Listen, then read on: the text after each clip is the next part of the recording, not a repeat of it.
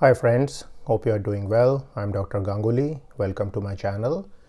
Today I'm going to talk about master's degree and I'm going to compare two countries, Canada and Australia. So many foreign students nowadays are interested in studying in these countries, and let's compare these countries. Now before that I should say that of course USA remains the premier destination of most international students. But do remember that it's often hard to get into US universities because they have various criteria such as the GRE and so on. And also there is a growing case which I have seen of many people who have lot of relatives in US. So what happens is that then you become subject to the 214B requirement, which is that if you are trying to get the F1 visa, you have to show to the officer that you have non-immigrant intent, and it may become difficult to show this if you have all your relatives in the US. So I have found some people like that who have all their uncles, aunts, brothers, sisters in the US. They tried for Canada and they went there to do graduate studies. So this is something to keep in mind. So I'm going to divide this video into 5 points and going to discuss about the MS degrees or the master's degrees in Australia versus Canada. So let's begin with number one issue, and that is the nature or the level of the universities. Now interestingly, there are good universities in both countries. For example, there is the University of Melbourne in Australia, the University of Sydney, there is the University of Toronto in Canada, there is McGill University and so on.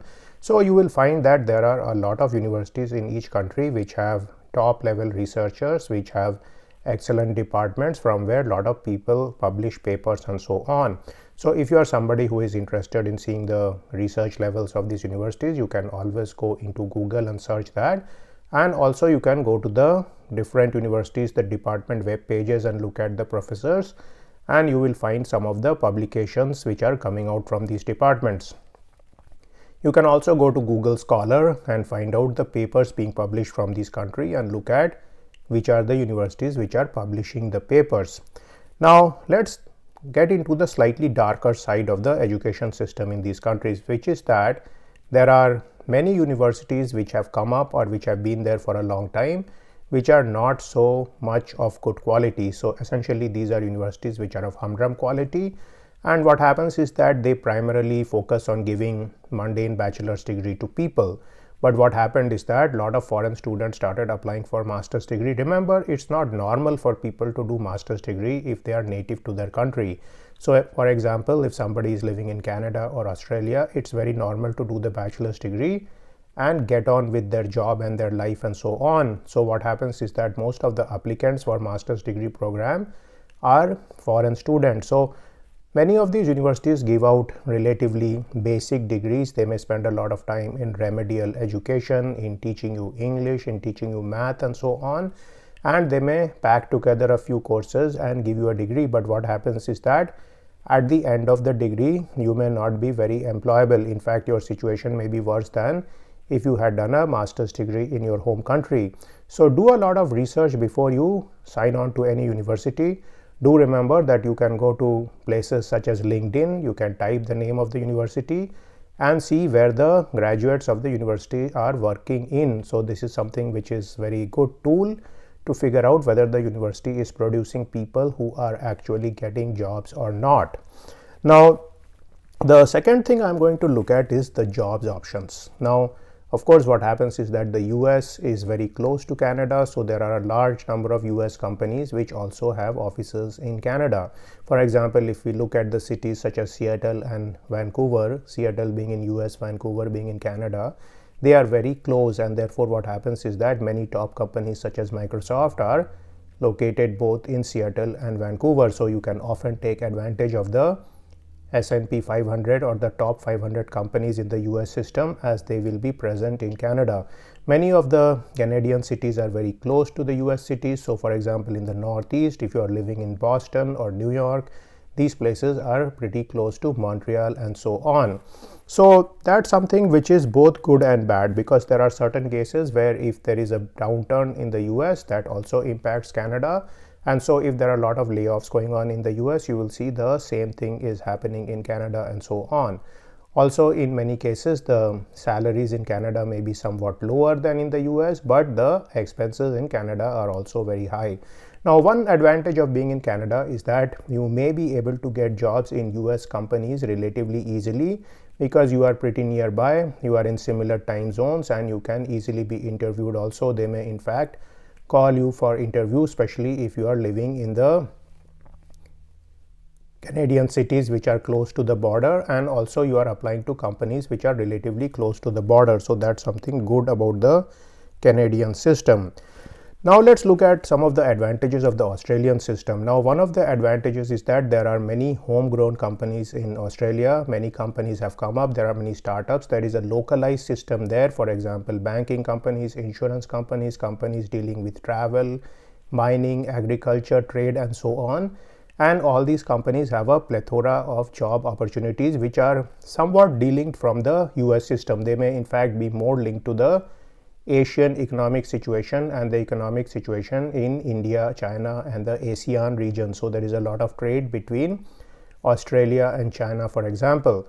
And in case you are in the Australian economy, you may be somebody who has a different phase as compared to the job market, to the layoff market, to the raise market, compared to the US system. So again, that is something you can take advantage of. However, if you are somebody who wants to work in the top companies in the US, the companies such as the Googles, the Microsofts, the Netflix, and so on, it may be more easy to do so if you are somebody who did his degree in Canada and gets a job in a Canadian subsidiary of one of these US companies, or in fact moves over to US to get that job.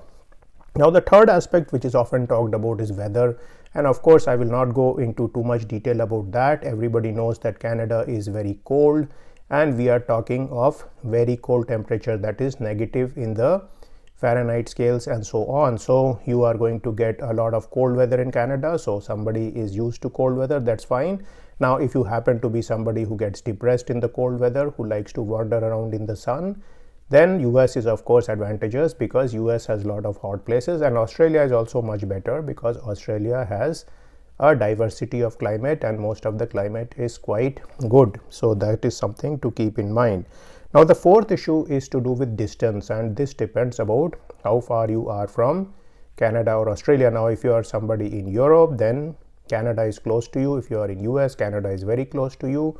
However, if you are in the Asian region, for example, you are in India or China, Australia may be closer to you. For example, Singapore to Australia, there are a lot of flights which you can take by Singapore Airline. Also, if you are traveling from India to Australia, the flight time may be almost half of what you would require to come to Canada. Also remember that you can often take direct flight between some of the Asian countries and Australia, but it's very difficult to get direct flights to Canada. You will have to stop somewhere in Europe or somewhere else. So do keep these things in mind.